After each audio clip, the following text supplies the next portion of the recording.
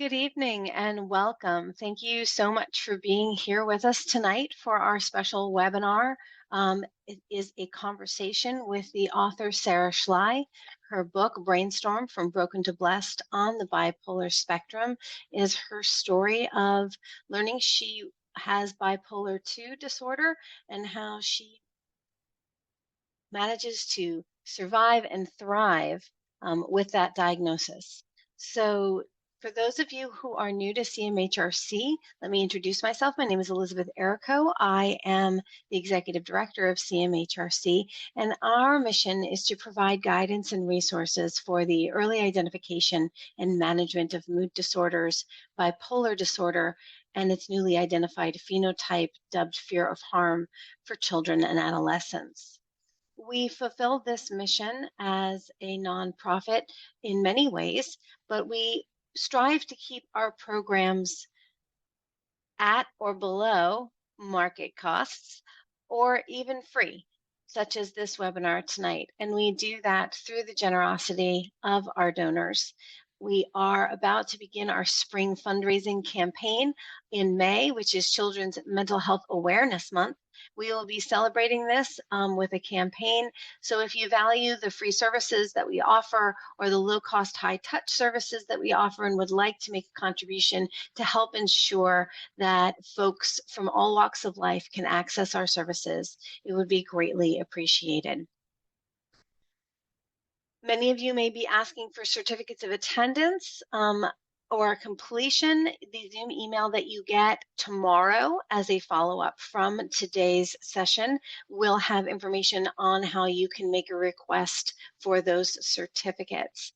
For more information about the programs and services that we offer, in addition to our free webinars and free clinical seminars, which we host each month, please visit our website, cmhrc.org, and to become a member and receive special member perks like 30-day advance access to all of our webinar and clinical seminar recordings and our educational videos, please visit cmhrc.org/memberships for more information.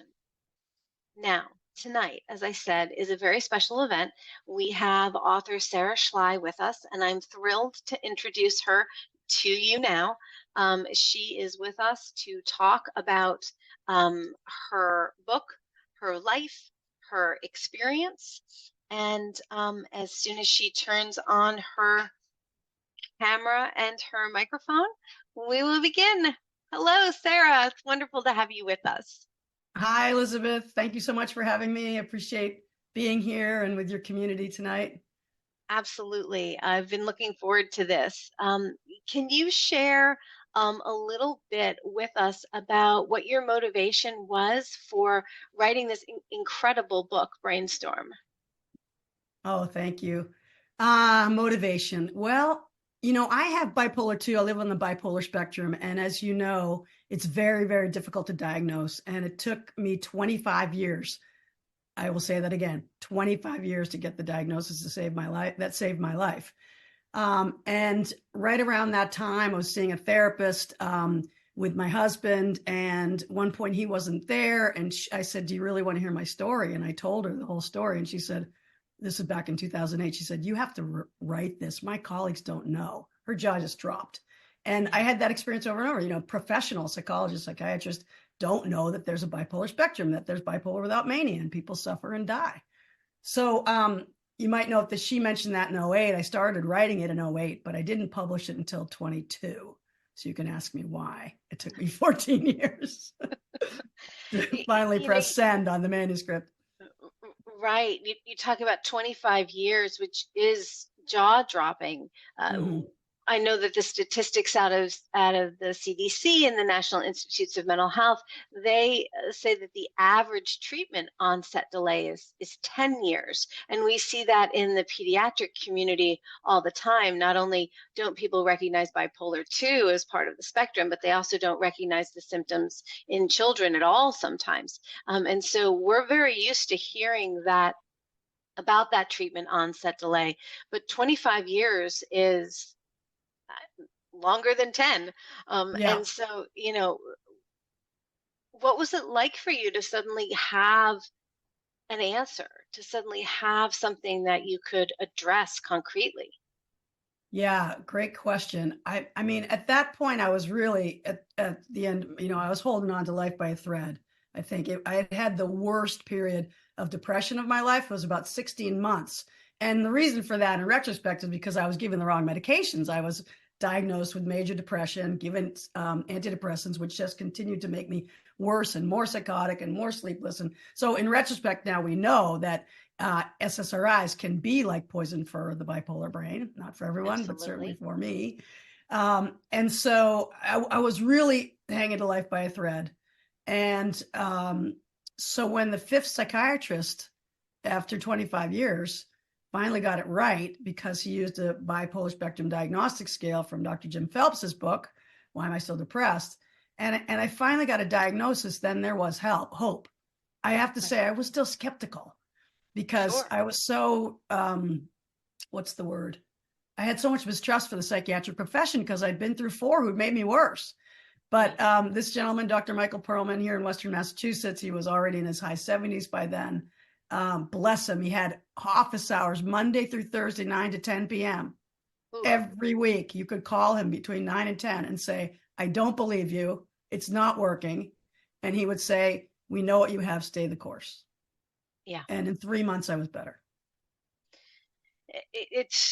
It really resonates with me to hear you describe that, because so many of the young adults that we work with whose symptoms did emerge in childhood, and they were going to psychiatrist after psychiatrist and therapist after therapist who are misdiagnosing, by the time they reach early adulthood, they are so disillusioned with the Right. process, and they Mm-hmm. think to themselves, well, nothing's worked so far, nothing's going to work, and they really develop a sense of isolation, that somehow there's something very different about them that means they can't be treated. And so hearing you talk about this, it, as I said, it really resonates, but it also, I think, provides tremendous hope that there are solutions out there, and sometimes it's an arduous task getting there. Yeah, I mean, there are absolutely solutions. And that's another big reason why I then finally wrote the book and finally published the book is that, if you have bipolar without mania and you get misdiagnosed, but you finally get that right diagnosis, you can get better. You can actually thrive with this diagnosis, with this brain pattern, with this neurodiversity. And it's almost a step switch, I think, with bipolar, because not in every case. I don't want to, shame or disrespect people who haven't found the right pathway yet, but it really can be so treatable. And you can really live a good full life. As now, you didn't mention the film we're also working on, Elizabeth. There's a film called BrainStorm inspired by my memoir, and I now have 4, 5, 6, 7 bipolar buddies who are characters in the film who I didn't know any of these people before, and they're all like amazing, doing amazing things. So, and they're on a similar mission of crush the stigma, pardon me, crush the stigma, save lives, maximize healing. I, I love that trilogy, and what you're describing, I think, really gives hope to, in particular, for our community of parents who Yes, worry about, what will my child who has this diagnosis, what will their future look like, how will they manage as adults, and what we like to communicate to them is that when you have early intervention, when you have the opportunity to treat the disorder correctly, there are no limits on that's right. what you're able to accomplish. No limits. Yes, correct. And what's happened for me now is because of the book, because of TED Talk and other things, and I'm out there a little bit now. I will be contacted by, well, usually mothers, parents, usually the mother of a child who's in their high teens, early 20s, who's just gotten a bipolar diagnosis, and they're devastated and terrified and upset, understandably. And I say, trying not to be too, whatever, flippant, but I say, such good news. This is Yeah. great news that you have a diagnosis. Halla frickin' Luya, because now we know what to do and it's treatable. And here are the Yeah. 7 things you can do. Right. So it's good news. There's other diagnoses that aren't as treatable. I don't know. I'm not a psychiatrist or psychologist, so I don't know all of that. But I do know that bipolar is. So you brought up young adults. You talk in your book about the fact that it was during your college years that your symptoms really started to emerge, and you Mhm. um, can you identify some of the warning signs that maybe were there that you didn't know to be able to be on the lookout for when you were that age that you wish looking back you had known to were indicators that maybe a mood transition was coming? Wow. It's such a great question. I don't have awareness of that because my experience of it was that it was so on off. And it may be now in retrospect, I could see, oh, this kid was like going 9 million miles an hour and never slept and, never took a break. And, in retrospect, I might be able to see that. But to me, that was just, a typical college kid, at a intense university, Right. and I was, Right. playing sports and had a job and doing science and, pre-med and all that stuff, but it didn't seem unusual. I had stress maybe of being a senior. It's interesting. I have two kids who are seniors now, twins. So maybe I had that stress of looking ahead to, oh my gosh, what I do at the end of this road of college. But there wasn't anything really obvious to me. It just happened. It was just like the flip of a switch, and that's how I describe it. So I can't really think about detectors that I would have not that I had then. Now I know what to look out for. That's a different subject. After many, many years of studying my own being, my own constellation of person. So I would love to hear your insight on that if you're comfortable sharing. We do have a question that came in through the Q&A, and yes, Sure. please put your questions there if you have them. You mentioned it's treatable and there's 7 things you can do. The question is, what are those 7 things? Okay. So I am working with Dr. Holly Schwartz and Tricia Suppace, one's from Stanford, one's from Pittsburgh, and I was on a panel with them the first time I came out and told my story publicly at the ISBD, International Society of Bipolar Disorders, 3 years ago. Anyway, long story shorter, they had 4 things, and I put them in a diamond. I said, "You have a diamond." They said, "No, you made up the diamond," because I'm a consultant by profession, so I have to have a model. But the 4 things were medication, therapy, support network of friends, family, and all of the good behaviors that you do that are anti-inflammatory self-care. So if we double click on that, I call them, again, because I have to have models, I call it PECs: physical, emotional, creative, and spiritual PECs. Flex your PECs. And in the PECs, all the physical stuff is diet, exercise, rest again, naps. The emotional stuff is having connections with people, going for walks, being part of a chorus, whatever it is you do. Creative is the right brain side, maybe. I think it's the right brain side, which is sort of what gets you out of your head. So it depends on what you love. It could be drawing, painting, singing, writing, cooking. And then the S is for spiritual, or whatever it is that you might do to connect you to something greater than you. Meditation, yoga, spiritual practice, religious practice, going outside and listening to the birds. So I think my feeling is all of those are necessary, none sufficient. Like if I just do medication, it's not enough. If I just do all the good behaviors of PECs, not enough. But if I do them all together, which is it's a rigorous program, but guess what? You're going to be healthier than anybody else you know. You know what I mean? I love hearing you talk about this because you're reframing something that we talk about all the time. We talk about it as a three-legged stool. That good treatment involves, 3 things: medication, therapy, and lifestyle interventions. And that under that category falls many of the things that you were talking about, everything from diet, exercise, community, connection, having a feeling of purpose in life.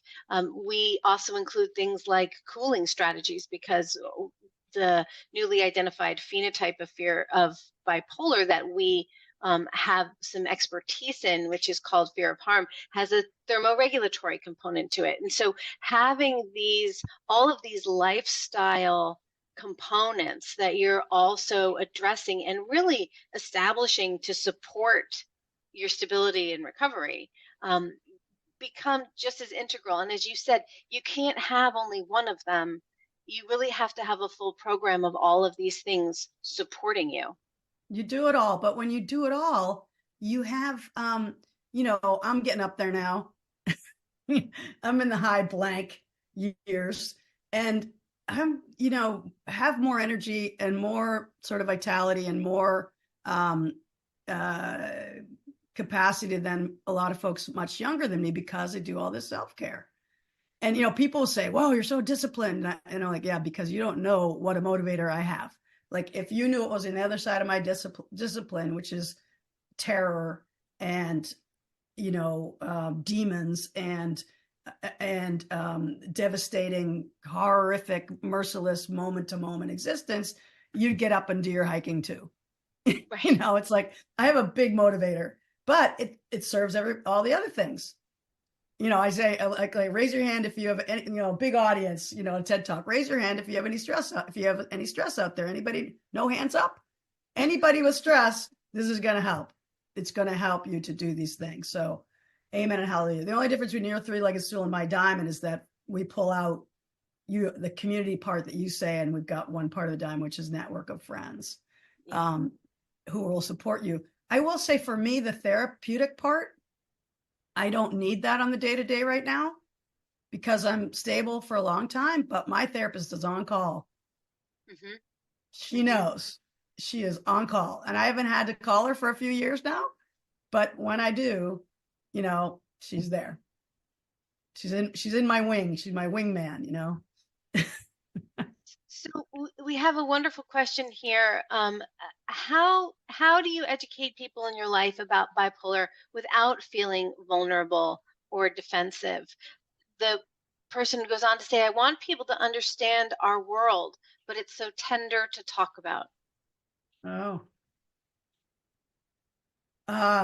Without feeling defensive, or what was the other word? Defensive, or Vulnerable. yeah. I Or think maybe it is that's not an vulnerable. experience that you have. But I think it is vulnerable to share your feelings at any point. And maybe it's just getting comfortable with vulnerability. Is maybe that's um, a human quality. I think I've shifted from defensiveness because I really have this bipolar pride thing going now. Yeah. Mm-hmm. I'm going to tell you my bipolar pride thing if you want to know, to the Yes, speaker. please. I think if you shift out of defensiveness when you realize, whoa, I'm part of a very cool tribe. And this was helpful to me to meet, Major General Greg Martin, David Cabuchon, Molly Kawahata, Andrea Vessel, these people who each one of them is doing amazing things and beautiful human beings with great heart. And now there's also the Bipolar Social Club that was started by Paul English in Boston. It's just an e-listserv. You can get on it if you want to go bipolarsocialclub.org. If you live with bipolar and you just click on their thing, you can join it. That's been a very big cheerleading group for each other. But my bipolar pride, so this also connects to why when I finally pressed send on the manuscript, my editor, I was just kept being nervous because I still had the internalized stigma and I was scared to get out there with it. And my wonderful editor, Jennifer Margley, she said, okay, this is your assignment. You go home and you write this. I'm bipolar and a better person because of it. Mm. And I wrote it. And I came up with 4 things because always 3 or 4. It's been a while, but I see if I got them. The 4 things are, any of you out there have bipolar, know someone who does, you've got these things. I know you do. One is emotional fearlessness. You cannot scare me off. There's nothing that you can do to me that my brain hasn't already done to me big time worse. Therefore, I am a worthy partner for you to any depths you need to go. Right? You cannot scare me off. Another one, those compassion, which is related, but it's like, there but for the grace of God, go me. I could easily be in the streets, easily be an addict, easily be homeless, easily be incarcerated. I know. Therefore, I'm not judging those people. That's compassion, right? Then there's discipline, which I was saying about PAX is like, what's on the other side of not doing it. So you're going to be friggin' disciplined. And people around you go, whoa, you're disciplined. How do you do that? And then you became a model for them. They go, one of my friends in Minnesota, she goes, you're my North Star for discipline. She says, you got to put that stuff in the book. So that, and then the last one was gratitude, which really comes organically, because if you've been to hell and back and you know what it's like down there with the demons, every day that your brain is online is a good day, and there's this kind of gratitude, and that becomes contagious. So when I wrote Bipolar Pride, I was like, oh, she's right. Okay, good. Let's publish the book. And that became like the last chapter. But I think to the person who's asking, vulnerable, and what was the other thing? Vulnerable and defensive.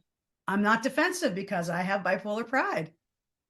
It's like, see how it sort of like turns it on its head. It's like, okay, you be part of this tribe. And then further, when we started doing the research for the film, listener person, it turns out that there's a lot of credible research at places like UC Berkeley, where they have established that people with bipolar are disproportionately represented in every creative field. Go music, go arts, go writing, go entrepreneurs, way more represented amongst entrepreneurs. So it's a good club. So someone is asking in relation to what you've been talking about, specifically about the peer support efforts, and how you integrate that into your self-care. Because, and this isn't from the commenter, but I'll add to it. Sometimes being a part of a social community, being there to support others, can take away from the time that you have to take care of you.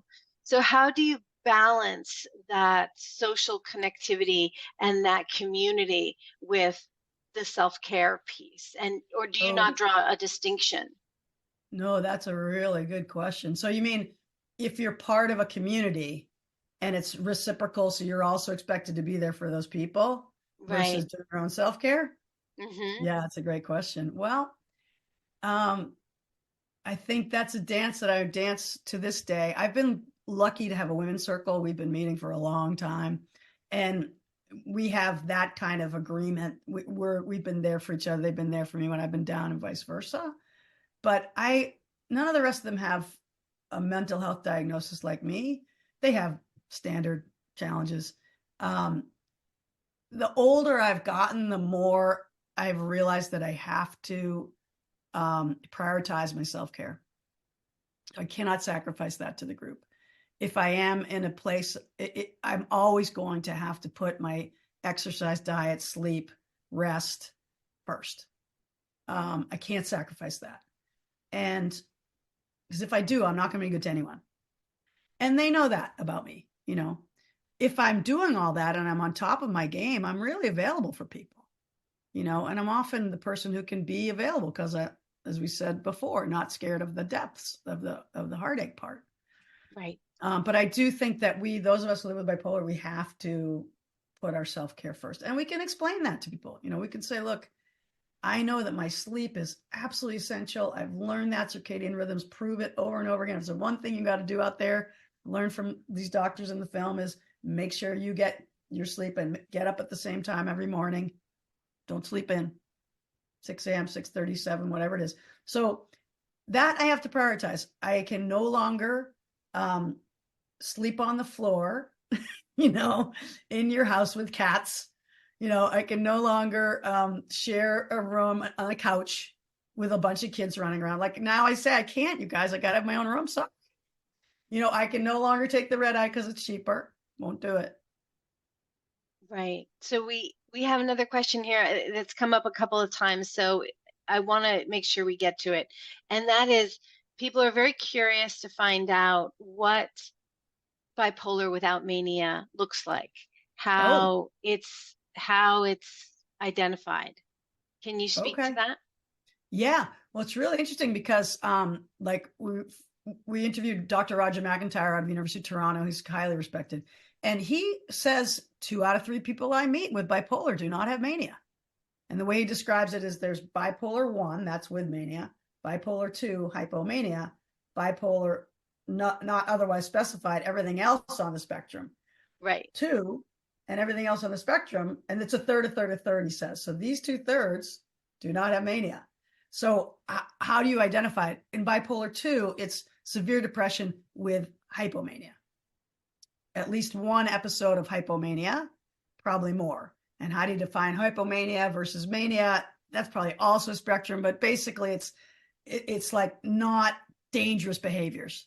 It's not the kinds of behaviors that would land you in jail or in the hospital, or worse.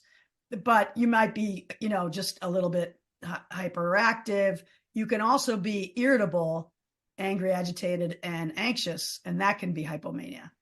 I'm so glad you mentioned that, because that is part of the symptom presentation for children and young teens. And it's very often, You read love that? it. Yes, I can. This is I put this posted up for this reason. That's from Dr. Roger McIntyre. He calls it the 4 A's of hypomania: Yeah, anxiety, anger, agitation, attention deficit. yes. Now that could be And, tough for what do you call a diagnostician, because that probably describes every teenager. But you combine that with a severe depression, good yes. chance you might have a bipolar kid. And what I say to people is, if you have a severe depression and nothing else has worked, consider bipolarity, because 2 out of 3 people with bipolar do not have mania. They've got severe depression. So you might be one of those folks. And 1 out of 4 people who present to their primary care physician with depressive symptoms and are diagnosed with major depression actually have a form of bipolarity. 1 out of 4. Well, actually, I was just reading about some new statistics that are coming out that are saying that they're estimating 1/3 of all children and teens who are diagnosed with unipolar depression actually have bipolar. Well, there you go. I'm saying 1 out of 4, which is conservative. It could Yeah. be 1 out of 3 in teens. And that, when you think about that, so parents, beware, you because antidepressants are not good for people who actually have bipolar. And in teens, it can make them much worse. It can make them hypomanic and make trigger mania. Some of the doctors that I've worked with, Dr. Jim Phelps, he thinks Hippocratic Oath is, if fill out a questionnaire, look for mood check online, which is Jim Phelps's. It's something called the BSDS, which is a bipolar spectrum diagnostic scale, plus 5 more questions that Jim added, and those together are mood check. The 5 more And questions is, I was just going to add, if anybody is interested in more information on hypomania versus mania, on the CMHRC website, we have a resource called Your Questions Answered. And one of those is a description of the difference, how you can tell between mania and hypomania. And our material is geared towards children, but that is there. And we also, on our homepage, have a quiz that parents can take about identifying bipolar oh, disorder beautiful. symptoms in their children. And I'll say that one of the things when we have, because part of the work that we do is diagnostic consultations, where we work with families to understand whether the diagnoses they've been given are correct. And one thing that Good. I will say as a clinician myself is that anyone who thinks that they can diagnose while only looking at the last 12 weeks of life experience is making an enormous mistake. In order to accurately diagnose, a full differential diagnosis has to be done. You have to look at all of the symptoms, all the possible diagnoses that they could be a part of, and you have to look at the person holistically, going back, for us with children, going back in some cases to birth, to look at pediatric records, academic records, report cards, educational testing, psychological testing, behavioral reports, self-reports from the children, sleep, eating, all of it. And that's the way we're really going to be able to uncover what is the cause of the symptoms that are being experienced, rather than just slapping a treatment band-aid on symptoms and saying, oh, you're anxious, here's a workbook. Instead, we're really looking at, well, where is that anxiety coming from? Is it coming from mania? Is it coming from depression? Is it coming from some physiological thing that they might be experiencing, like a triggering of their fight or flight response? We don't know until we examine, and that's an extremely Mm-hmm. important thing. And some folks are asking, like, how do you find a provider? Well, Ugh. you hunt and you search for someone who says, I'm willing to consider everything, and not going to make a snap judgment after a 15-minute session as to how we're going to diagnose you. It So sounds like if they have children, that you would be an amazing partner for that, because there's so many variables. Um, Yeah, the finding the provider piece is really so challenging right now. I wish there was a lot more, but there are resources out there. I wanted to also put a plug for Jim Phelps's new website, which is a revamping of another one that he has called depressioneducation.org. It's all about um, parsing all these different kinds of depression to see, because his expertise is the mood spectrum and actually identifying if maybe this kind of depression is bipolar. So that's a good resource. That is a fantastic resource. Thank you for sharing that. Yeah. Well, there's another question that's appearing sort of multiple times, which comes back to sort of developing the capacity to recognize that you have a diagnosis that requires treatment.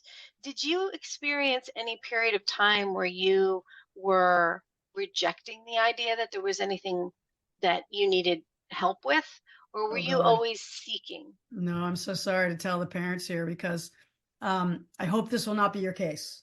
But truth is that for me, because I have family history, and my mother and my grandfather had it. And when I had my first episode at age 21, and I was counter dependent, is the word, right, Elizabeth? I did not want to be my mother. I wanted to be anything but my mother, because I did not like how she dealt with her depression. I was very judgmental of how she did that, because she just, I was like rebelling in the early 80s, and I was judging that she was, not liberated enough, and just listening to the white man, and not only taking her medication, and they were giving her the wrong thing, and she wasn't, what's the word when you stand up, autonomous enough, and I'm not going to be that. So I really did rebel, because she said, "I'm sorry, it looks like you have the family disease." Which I'm now older than she was then. I can have total compassion for her looking at her 21-year-old devastated and saying, "You've got the family disease, kiddo." I was having none of it, because that was not going to be me. So it took me a long time, I'm sorry to say. And that had to do with the whole psychological dynamic of my response to my mother, who later we became very close, and I dedicate the film and the book to her.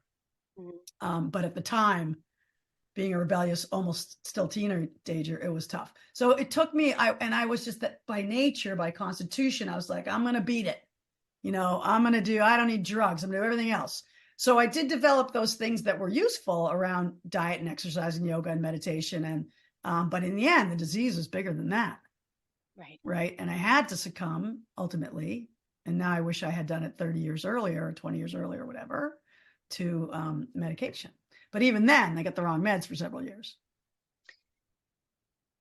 Are you comfortable talking about the medications that you do take and the ones that were not? I mean, you've already mentioned the SSRIs are Yeah. very difficult I for am people. totally comfortable talking about anything. I know we have to be careful to say that I'm not a doctor. I can't prescribe anything. This is only, as Holly Schwartz says, N of one person, right? Right. Not the truth. But what worked for me was first getting on lamotrigine, which is a mood stabilizer, and that was miracle drug for me. In 3 months, the light switch went back on, and I went from being completely cognitively incapacitated, like I couldn't sort laundry, to being back to my very fully highly functioning cognitive self. It was like overnight. So lamotrigine was huge for me. It took a while, because you got to ramp up 25 milligrams at a time. And that was like perfect for about 10 years. And then what happened, sorry to tell you, if you're a little bit older and you're a woman, you hit menopause. Perimenopause is a disaster for the bipolar brain, and women can be, if you don't know it's coming. And nobody knew to tell me. So this is going in the book too, because completely ignored. Even the really smart doctor who diagnosed me did not know about that. Perimenopause is a relapse fuel for women who have been successfully treated for years. It coincided with my mother's death and dying process, an injury in my shoulder that kept me from being able to sleep. And now we know sleep deprivation is a disaster. The stress of losing your mother's disaster. Perimenopause, 3 strikes, you're out. I went tanked. And that was really heartbreaking, because I really had been well for so long, and I thought I was done with this. It took a while, took about a year. But I finally got a hold of Jim Phelps again, and he had a theory about low dose lithium, and I added low dose lithium, so-called sub-threshold, and it works, man. So I have my little bit of lithium, 300 milligrams, which is sub therapeutic. It's supposed to be 9 to be therapeutic. I got 3. So it's always undetectable. Every time I do a blood test, it doesn't even show up. People worry about, your kidneys and stuff. Little bit of low dose lithium plus my lamotrigine. Perfect. No side effects. Nothing. Heaven. So I and going back to Jim, that's a combination for bipolar 2 and bipolar 1, I think also, but bipolar without mania, you don't have to worry about the big highs. This is very good. It works for some people. For me, it's working. I love that you've mentioned that, because a lot of people struggle sometimes with the fact that with bipolar disorder, you very often have to take more than one medication. It's not like popping a Lipitor for high cholesterol. It's really trying to find the right constellation, if you will, of medications that will work in combination at the right amounts. And so, and you're describing the use of proven mood stabilizers, which, and again, I'm not a physician, I'm not a prescriber, but we see over and over again, especially in children, there's a reluctance to use mood stabilizers, and they, will often prescribe SSRIs, or they'll prescribe antipsychotic medication to do the work of a mood stabilizer. And so it's wonderful to hear you speak so eloquently on how effective they really are, and really how effective. when given at the right dose, I mean, you never want to be at a dose that's higher than necessary, the lowest possible dose to get the job done. And when you find that spot, it can really be liberating. Oh my gosh, I love my meds. Do not mess with my meds. And I was the person who never wanted to take them because I wasn't going to let them beat me. And again, that's an immature young person, I was reacting to. But yeah, I mean, I just can't believe how good they are. They're so good that you think, oh, maybe I don't need them. Wrong. You're good. You're well because they're working, Right. And yeah, it was pretty tragic with my mother in that case. She was on lithium successfully for years. She went on vacation to Florida. We're from New England.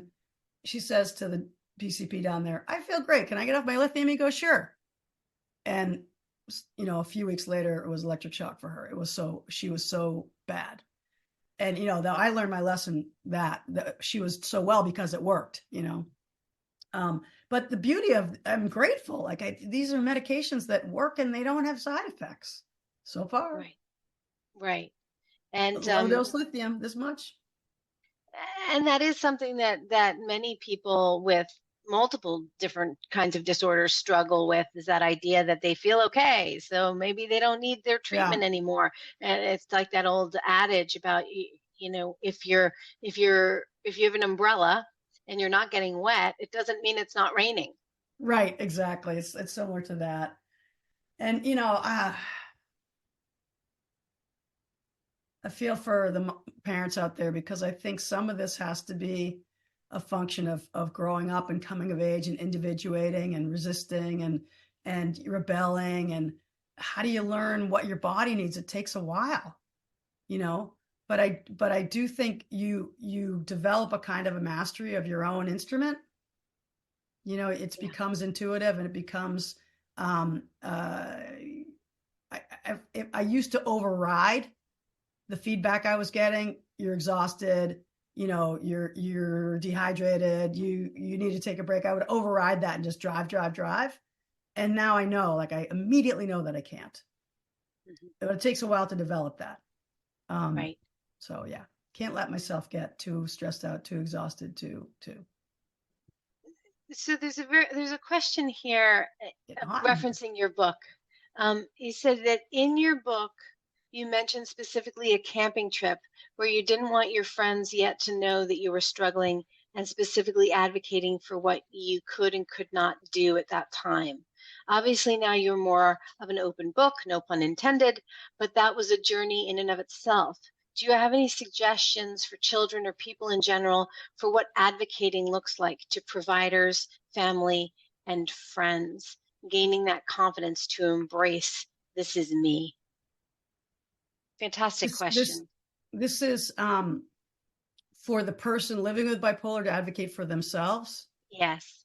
Um, and I am interested because I think that camping trip was when I finally got better. But maybe there's two Okay. camping trips in the book. I have to go back and read it. But oh, there was a lot of questions in there. Could you try again, Elizabeth? Maybe the first So one? how did you come to, I think it really sort of boils down to what advice do you have for someone who's developing the capacity to advocate for themselves Yeah. around getting treatment and getting reducing stigma and being accepted by friends and loved ones? Oh, I want them to either listen to TED Talk or read the end of the book or go back to the earlier in the hour when I talked about bipolar pride, Mm-hmm. because I think a sense of self, a sense of self-esteem is a prerequisite to being okay advocating for oneself, right? Mm-hmm. There's Absolutely. also, I think, that bipolar support networks, maybe DBSA, Mm-hmm. Depression Bipolar Support Alliance. You could join one of those groups, or again, get on Bipolar Social Club and be part of that email listserv. Emails are going every day of people supporting each other so that you feel people have your back. Can you get a buddy also who's your advocating buddy? I think you need an advocating buddy who, when you're feeling down or feeling like you aren't able to speak for yourself, that you can call them or they're on the hotline. Um, And if I can add to that, I would say that I love that you mentioned self-esteem because that is a huge, huge part of it. But one thing that we like to say, and we didn't certainly come up with it, is that the person who has the disorder is the expert in the disorder. And when you are speaking with providers, and if you're the parent of a small child, you're the expert in your child. You're with your child 24 hours a day, 7 days a week. You're with right. yourself 24 hours a day, 7 days a week. And when you go into a provider, you're the expert on your experience. Yeah, And they've seen so you for being 10 able to, minutes. right, and being able to own that and know that you as the patient or the parent of the patient are the expert on you in the room, it changes the dynamic and really supports that self-esteem piece that says Yes. my voice matters here. Your voice is the And only one that matters, really. I mean, yeah. you are the, just like you said, Elizabeth, you are the expert on you because there's no one like you. And Mhm. bipolar comes in, it's a heterogeneous, there's a million different genes, no two types of bipolar are the same, I don't think. And you are the expert on you. You get to advocate for you, and also, like, if you find some literature that works from somebody's website, or and this is not supposed to be a plug for my book, shameless plug, but my son, this is actually really quite awesome. When he was just before I left for college, he was 18. He read my book, and he's in his room. I see him reading cover to cover, and he says, "First book I've read in a long time," which makes me think, what's he been doing in high school? But he never put it down. So goes off again. We're from Boston. Goes up to California to college at Cal. About a month later, he calls me and he says, "Mom, I need you to send me a copy of your book. I think my new best friend has what you have." Mm. So why? Because his friend, and I can say because Jamie's out about this, he's in my book too. My son Sam saw Jamie being like wicked buzzed and happy in the life of the party, and then couldn't get out of bed and crying. And he saw this thing repeat. So I'm saying this to say he gave Jamie the book. Jamie was like, OMG, Jamie's mom got a hold of the book. And they took the book, page 37 or whatever it was, where it described the condition, to their primary care guy, because he didn't have a psychiatrist, and said, look, this is what he has. This is what we want you to treat. Otherwise, the clinicians aren't trained, and PCPs aren't trained at all in psychiatry. They don't have a clue. Right. Right. A lot of psychiatrists don't know what you have. So I'm just saying, you might bring some props. You might bring some other research that you've looked up or something, because you may need to educate your provider about to help you figure out what the heck you have, but you have some intuitions. The way I finally got that fifth psychiatrist that worked, because I started having intuition, maybe I'm bipolar. Why did I know that? Lithium worked for my mom. Who does lithium work for? People that have bipolar. Right. I said to my sister, I'm really sick at this point. Martha, do you think I could be bipolar? Mom, I think mom was lithium work. Can you find me a bipolar doc? I could not do my own research at that point. No way. To find my bipolar doc. Well, and to speak to the flip side of that as a clinician, I would say that one of the most important things that we can do as clinicians is listen to our patients. That's our actual job, is to listen to our It's patients, your actual job. not to tell patients what's wrong with them. Yeah, Our yeah. That's job your is to actual listen to job. them and to guide them on what they have self-determined are their goals. And Yeah, you can right. be a guide, you can bear witness, you can support, and you can do all sorts of things. But fundamentally, what it comes down to is listening and not trying to fill people into some sort of system of check boxes Right. that you can go through and then wind up with a diagnosis at the end of it. And then sometimes it's going to take a few months to figure out, while really listening to what the person is bringing to you. And in the case of children, that means really listening to the parents and partnering with them as co-detectives in the process of figuring out not only what needs to be treated, but also how it's going to be best treated in this very individualized case. Co-detective is a great phrase, right? Because you're tracking. Right. You're listening with inquiry, with intelligence, and you're tracking. I will say though, just counterbalance. I'm sure it's much tougher to. I imagine it's much tougher to diagnose a teen because they just don't have enough life wake behind them to have enough of a history. But in my case, by the time I finally got to the doctor, got it right, he diagnosed me in 15 minutes. Why? Sure. Because he had the bipolar diagnostic scale. Nobody Mm-hmm. else used that scale. When he asked the right questions, 5 of them, we had what I have.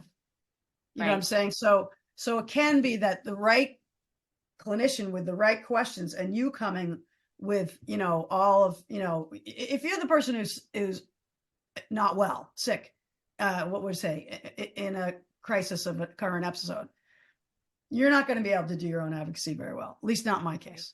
That's Right. when you need a buddy. Is it your mother? Is it your father? Is it your brother? Is it your partner? Is it somebody? Your best friend? My best friends dragged me to the doctor because I wasn't going. Right. I didn't even know how to figure out how to get in the car and drive there. I don't know their phone numbers. It becomes so that's challenging if you're really in an episode to be able to advocate for yourself. You need your advocacy buddies. When Mm-hmm. you're better, then you can advocate like hell. Then you're a Right. good advocate. Right. So Yeah. we're nearing the end of our time for tonight, but I want to speak to one issue here that has come up a bunch. People are very grateful for the fact that you have brought up menopause. And there are a lot of issues here, that are related to being a woman that can complicate diagnoses and treatments. And so there's a question here about the symptoms of menopause that interfered with your bipolar disorder, whether or not there are resources associated with being a woman who's struggling with those perimenopause and menopausal aspects of influence on bipolar.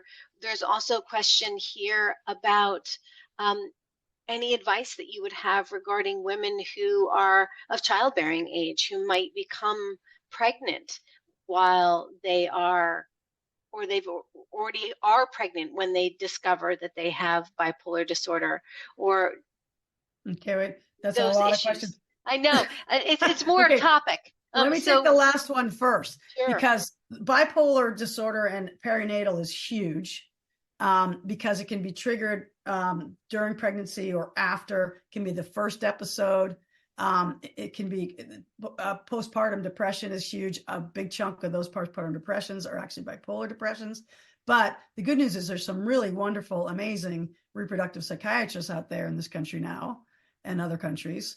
Nancy Byatt in Massachusetts, McPap for Moms. Look up MCPAP, McPap for Moms. And Dr. Crystal Clark. She's in Toronto. But McPap for Moms, what they are is they are a psychiatric resource for OBGYNs.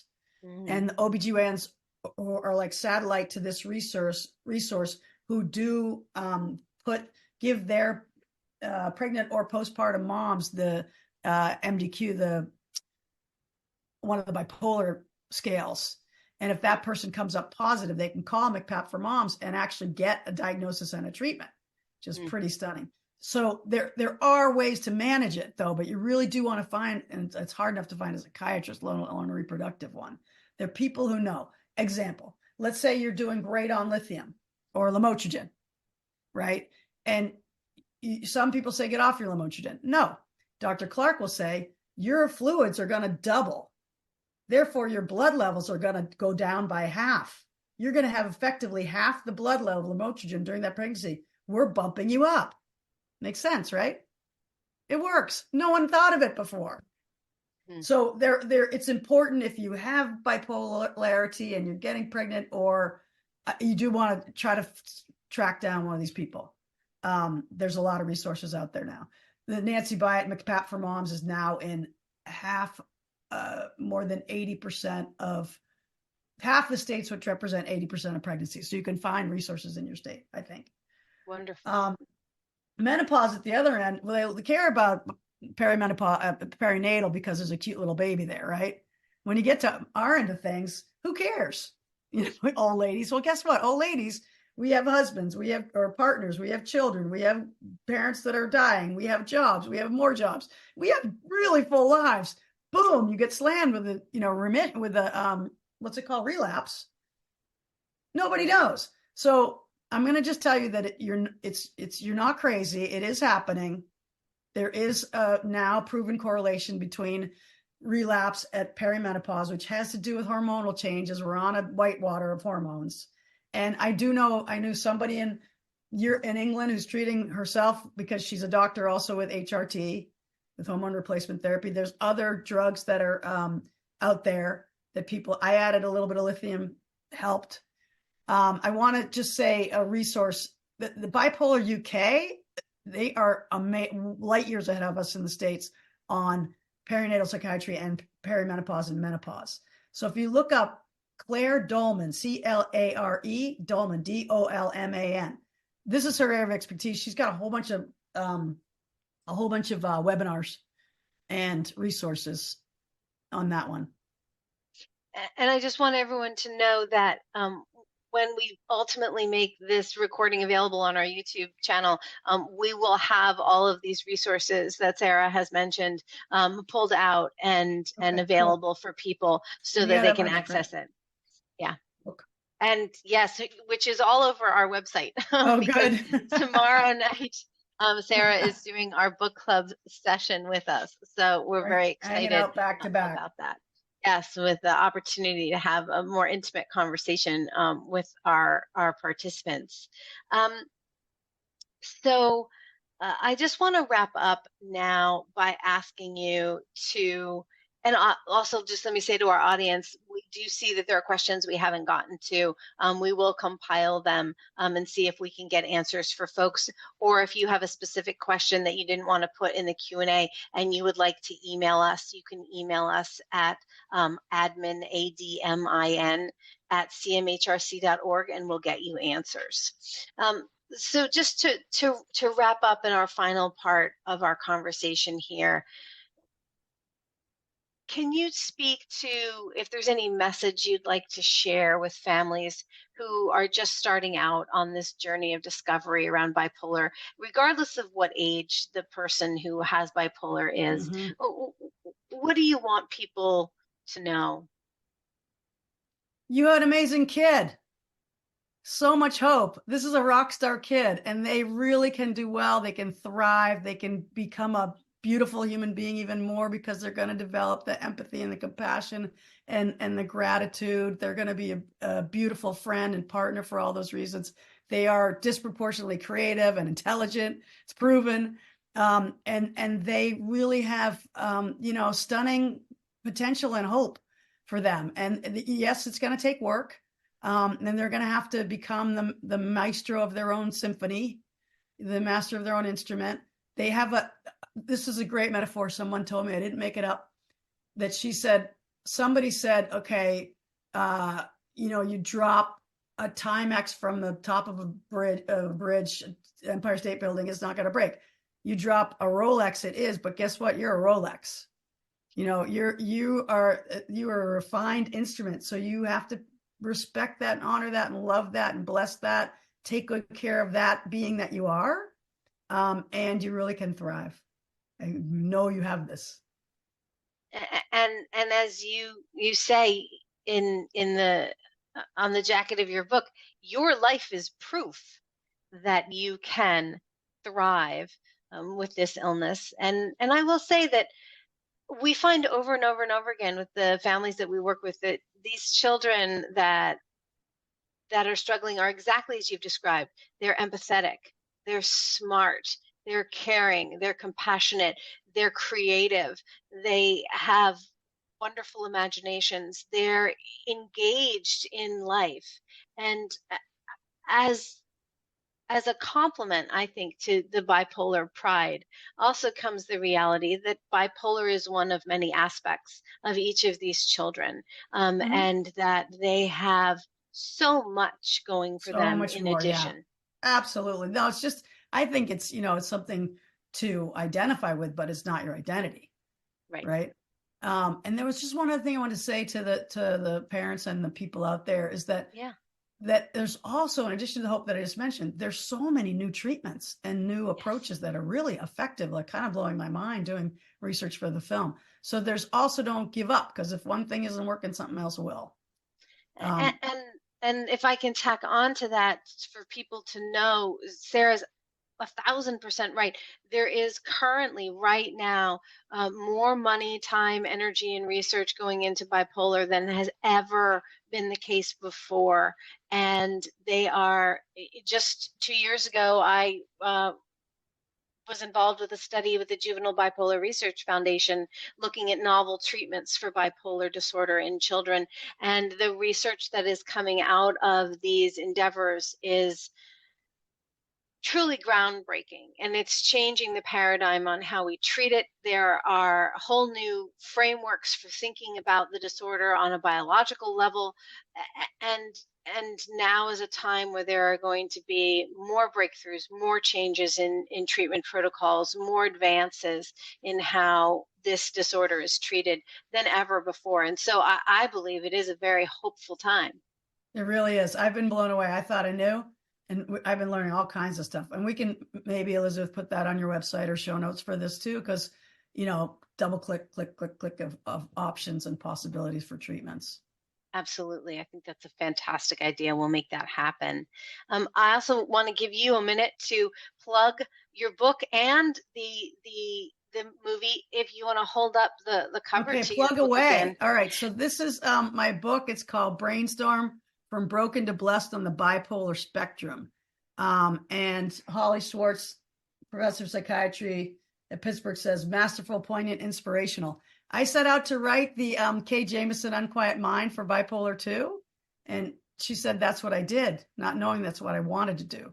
And Kay Wow. Jamison also told me that it was a terrific book. So that's pretty good. I'm really proud of this piece of work. If you go on Amazon, you'll see a lot of stunning reviews. It is just tells my story. But my goal was, I wanted people who live with the kind of brain that I have to know they're not alone. I wanted to be able to describe what it's like to live inside a brain like this to people who haven't. And I wanted to, give hope. And it's, I'm told people can't put it down. So that's good. A Well, lot of and people our have said that. community has really responded to it. The feedback that we're getting on the folks who are reading it and are coming to the book club tomorrow is just that it is exactly that, inspiring, and really really resonating with people. So thank you for It's like my writing it. third child. Thank you. You're so welcome. I'm grateful that I finally had the courage to press send. Then the film is inspired by the book. It's not based on the book. It's inspired by the book to tell the bipolar spectrum story. And we're combining compelling stories of people living with bipolar like me, and the Major General who commanded 10,000 troops in Iraq and the youngest Surgeon General of California, and very amazing folks. And combining that with cutting edge brain science and breakthrough treatments with the goal to crush the stigma, maximize healing, and save lives. So that's going to be a great film, and it's coming out there. And we're also going to do, it's like a full length broadcast documentary, hopefully for PBS or similar platform. But then we're also going to do shorter, like 10 to 20-minute pieces for target audiences like parents or college health services or perinatal, OBGYNs, primary care. So we're going to have also shorter educational docs too. And we're thrilled that we're going to be able to be involved in just a You're tiny in it. little way. You're Yes. in it. Yeah. And We so just interviewed one of your somebody who might be on the line right now, and her son yep, yesterday. that's So right. that's cool. And I'll be seeing you in a month to do some filming as California. We well. need to talk And about that. so Yeah. yeah, and so we are going to absolutely make sure that everyone hears about it, and has access to be able to watch it, because we are very much behind this and believe so strongly in the message that you're sharing. So thank you so much for doing that. Thank you so much. Thank you for having me. And I'm just so proud of what you're doing, Elizabeth. It's phenomenal, the work you're doing. And I Thank hope you. many, many people get access to your services. So needed. Well, we're getting thank yous coming in, and so thank yous all around to our audience for being here, to Sara for being here, and we will, as I said, Sara will be with our book club tomorrow night.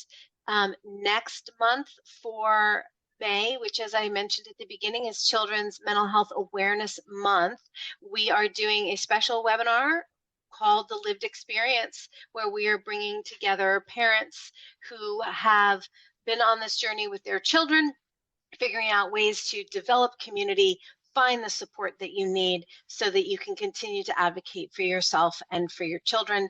That will be on the third Wednesday in May, which I actually think is the 15th, because May 1st is a Wednesday. So May 15th, we'll be back here at 7:30 p.m. for that session. We hope to see you there.